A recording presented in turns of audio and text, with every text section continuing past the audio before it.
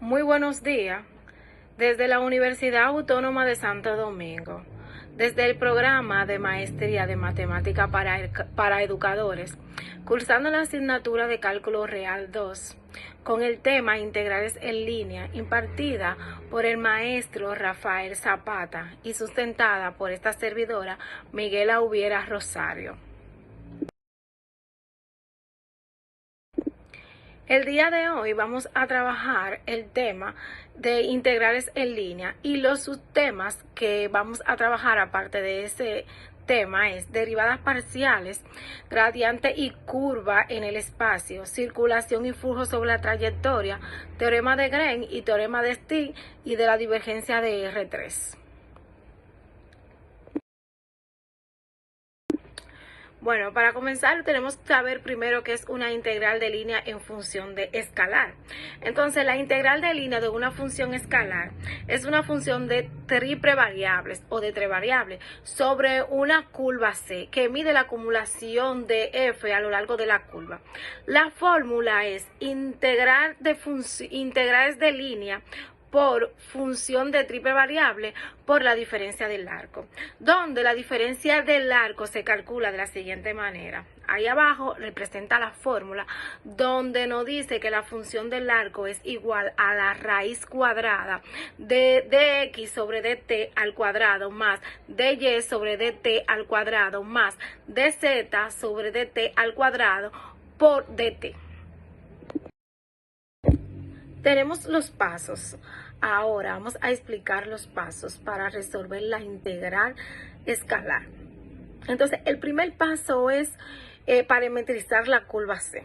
Se representa la curva C como una función vectorial. ¿Qué significa esto? Que en lugar de trabajar con la coordenada de x, y, z directamente, la escribimos en función de un parámetro t. Así describe el camino o la curva. El segundo paso es sustituir la función escalar de x, y, z y reemplazarla por expresiones de término de t. Ahora la función está lista para ser integrada con una función de una sola variable t. Entonces, el paso número 3 es calcular la diferencia del arco. Y para eso tenemos una fórmula que nos dice que la diferencia del arco es igual a la raíz cuadrada de dx sobre dt al cuadrado más dy sobre dt al cuadrado más dz sobre dt al cuadrado por dt. Esta expresión representa la longitud de un pequeño segmento de la curva. Entonces, el paso número 4 es sustituir toda la integral para obtener una integración definida respecto a t que puede ser resuelta por la técnica básica de integración. ¿Qué es un campo vectorial consecutivo? Un campo vectorial es un vector consecutivo si existe una función escalar f tal que el vector nobla f. Esto lo que quiere decir o lo que significa es que el campo vectorial es el gradiente de una función escalar f. La función f se llama función potencia del campo. Una interpretación intuitiva es un campo consecutivo, no depende del camino, solo del punto inicial y el punto final. El trabajo realizado por el campo entre dos puntos es igual a la diferencia de una función potencia entre esos dos puntos. Paso para verificar si un campo vectorial es consecutivo. Paso 1. Verificar la derivada parcial continua y el dominio. Antes de determinar si un campo vectorial es consecutivo, se debe verificar que cumpla ciertas condiciones básicas. La derivada parcial de su componente debe existir y ser continua. Eso significa que la función que compone el vector debe ser suave, es decir, sin altos picos o discontinuidades. El campo debe estar definido en un dominio abierto y conexo. Un dominio abierto no incluye sus puntos fronteras.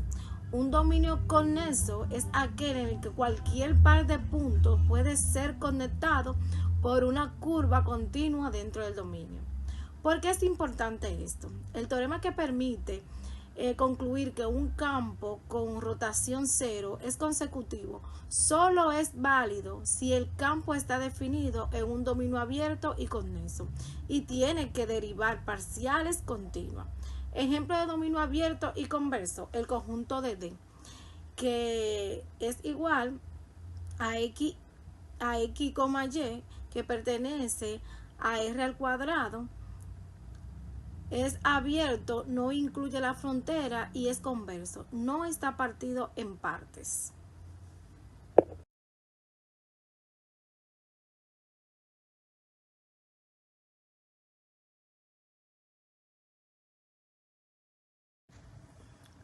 Teorema fundamental del cálculo para campos consecutivos, enunciado, donde A y B son los extremos de la curva.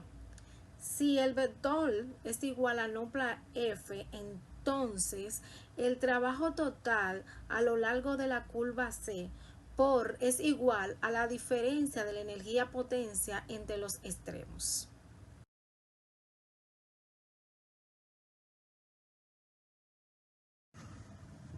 ¿Qué dice el teorema de Green? Relaciona una integral de línea alrededor de una curva cerrada con una integral doble sobre la región que encierra esta curva.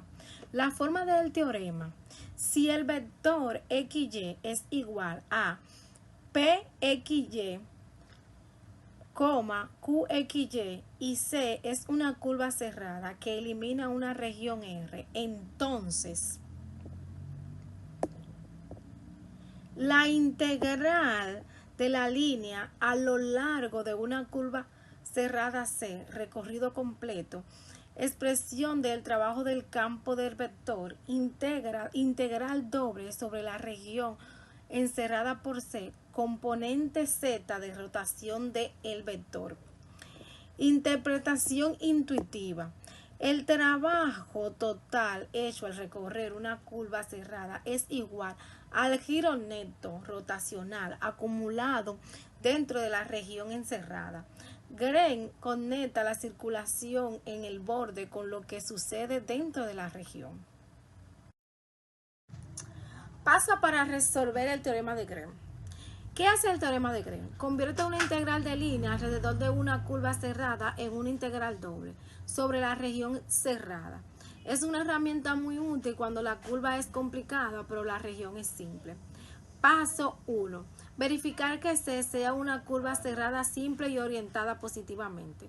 Cerrada, comienza y termina en el mismo punto, simple, no se cruza a sí misma. Orientada positivamente, se recorre en sentido antihorario, esto es clave. Si no, el resultado cambia de signo. Paso 2. Identificar el campo vectorial. Si el vector es igual a P, Q, es decir, debe identificar la función que acompaña a de X y de Y en la integral de línea. Paso 3. Calcular las derivadas parciales. Esta aparece en la fórmula del teorema de Green. Paso 4. Establecer los límites dobles sobre la región R. Determinar los límites de integrales que describen el área encerrada por la curva C. Es decir, cuáles son los valores de X y Y que recorren la región.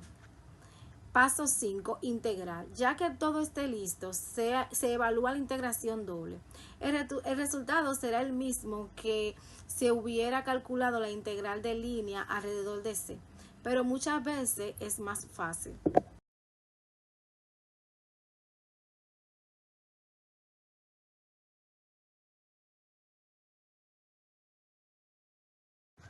¿Qué dice el teorema de Stork? Relaciona la circulación de un campo vectorial a lo largo de una curva cerrada con el flujo de rotación de ese campo a través de una superficie que tiene como borde esta curva. Interpretación intuitiva. El teorema de Stork dice que el trabajo total alrededor del borde de una superficie es igual a la suma de los giros internos rotacional que atraviesan esa superficie. ¿Cuándo aplicar el teorema de Stork? Cuando tiene una curva cerrada C y una superficie S que la tiene como borde y se necesita calcular la circulación de un campo vectorial alrededor de C o el flujo rotacional a través de S. Ventaja. A veces es más fácil calcular uno que el otro.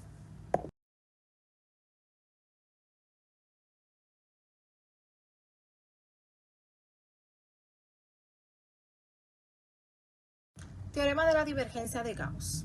El teorema de la divergencia, también conocido como el teorema de Gauss, relaciona el flujo total de un campo vectorial a través de una superficie cerrada con la divergencia del campo dentro del volumen cerrado por dicha superficie. Interpretación. El lado izquierdo representa el flujo total del campo que atraviesa hacia afuera la superficie. El lado derecho representa la suma de todas las fuentes internas del campo dentro del volumen B. Es decir, mide cuánto nace o sale el campo desde el dentro del volumen. ¿Cuándo usarlo? Este teorema es útil cuando se desea calcular el flujo a través de una superficie cerrada, pero resulta más fácil calcular la divergencia dentro de un volumen. Es una herramienta clave en física, flujo eléctrico, flujo fluido y en cálculo vectorial.